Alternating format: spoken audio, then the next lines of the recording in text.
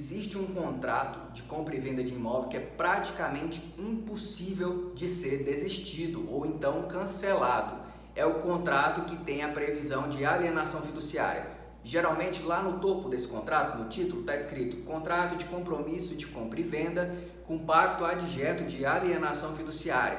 Esse nome comprido e às vezes até estranho para a maioria das pessoas significa que caso a pessoa não pague o imóvel, não pague o valor das parcelas, o que vai acontecer é que a alienação fiduciária, que é uma garantia, vai permitir que a empresa vendedora ou a pessoa física leve esse imóvel a leilão sem precisar passar pela justiça. O procedimento é o seguinte: você não conseguiu pagar a parcela, pode ser uma, duas, não importa a quantidade, e não precisa haver 30 dias de vencimento. Esse imóvel é levado ao primeiro leilão depois de que você for notificado e não pagou, não regularizou sua situação financeira no prazo de 30 dias.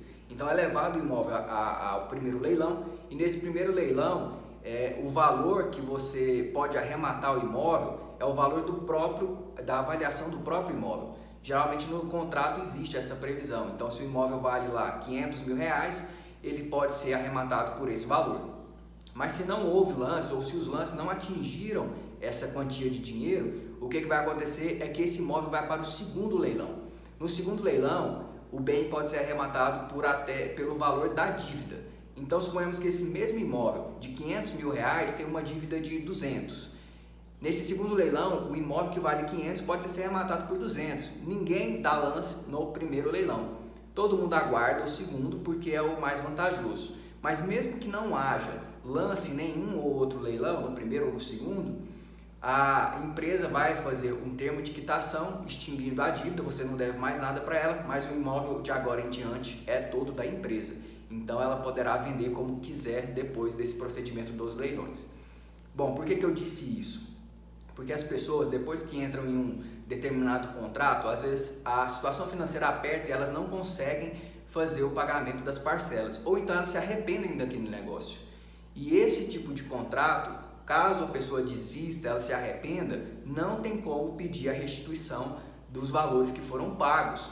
Não tem como simplesmente você falar assim: olha, eu quero pagar a multa de 10, 20, 30% que seja e eu quero a restituição dos valores. O que a justiça entende é que deve ser aplicado o procedimento da alienação fiduciária, que é regulado pela Lei 9.514 de 1997.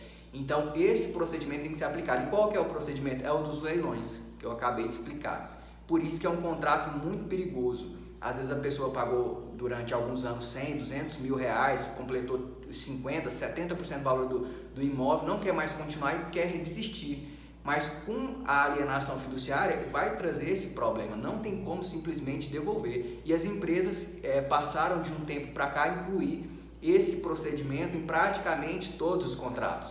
Por isso que é bom você ficar atento e ler o seu contrato, contratar alguém para que analise ele, para que esse tipo de problema não ocorra com você.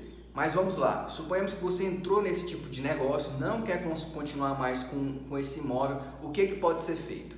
Eu vou dar aqui algumas dicas. A primeira é que o contrato de alienação fiduciária tem que ser registrado junto à matrícula do imóvel. A lei prevê que para a validade desse procedimento de alienação fiduciária tem de haver o registro. Então é importante que isso seja feito. No geral, o que as empresas fazem é apenas fazer o contrato particular com essa previsão, mas não registram lá na matrícula do imóvel. E aí não vale a alienação fiduciária. Aí o contrato tem que ser regulado todo pelo Código de Defesa do Consumidor, com aquelas questões de extrato e de devolução de valores, com aplicação de percentuais de multa, Existe até uma súmula do STJ 543 que vai falar que o percentual é entre 10% e 25%, então seria esse caso. Bom, se o contrato estiver registrado, nós temos outras estratégias aqui que podem ser utilizadas. Outra questão é que o contrato, o quadro resumo, ele tem que trazer uma série de informações. Se você for verificar a nova lei dos distratos, que é a lei de 2018, ela vai trazer lá vários requisitos que um quadro resumo deve ter, com informações claras, muito específicas e muito completas sobre aquele negócio jurídico que está sendo feito. Dentre essas informações, precisa estar o nome do corretor, a identidade, CPF dele, o valor que ele está recebendo por aquela comissão de corretagem, precisa ter detalhadamente a forma dos juros que são cobrados, o período, se é nominal ou efetivo, o sistema de amortização, enfim, são vários e vários pontos. Geralmente as empresas não cumprem com todos. Se ela não cumprir com algum daqueles requisitos, a própria lei faculta a pessoa notificar a empresa e ela vai ter o prazo de 30 dias para suprir aquela deficiência ali do contrato. Se ela não fez isso no prazo de 30 dias, o consumidor pode pedir ao distrato, resilição do contrato. Ele pode pedir que aquele negócio seja cancelado e os valores restituídos, tá bom? Outra questão que nós temos aqui é que mesmo com a alienação fiduciária, às vezes no contrato vem prevendo a possibilidade da pessoa fazer o cancelamento desse negócio. Às vezes tem lá que em caso de desistência a empresa vai devolver 20%, 25%.